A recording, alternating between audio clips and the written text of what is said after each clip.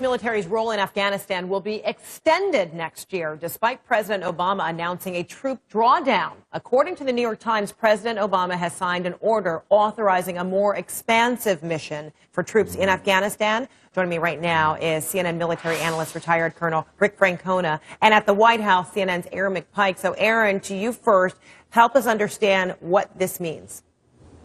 Well, Fred, first, we want to be clear that this broadens the options that U.S. troops have.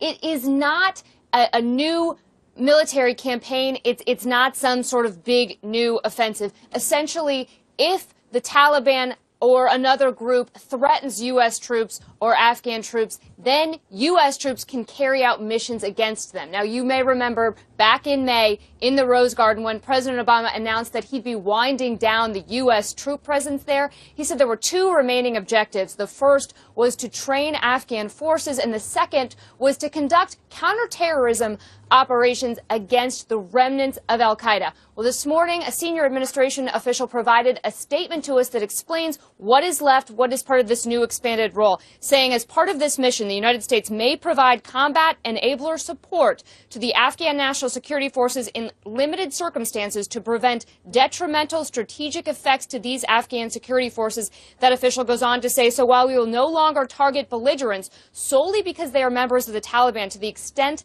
that Taliban members directly threaten the United States and coalition forces in Afghanistan or provide direct support to al-Qaeda, we will take appropriate measures to keep Americans safe. And what we're also hearing from the White House and other administration officials is that they learned a lesson from the decade-long campaign in Iraq, that shutting the lights off in Iraq really didn't work and created the conditions for groups like ISIS and Khorasan to be created, and they don't want to have the same sort of thing happen in Afghanistan.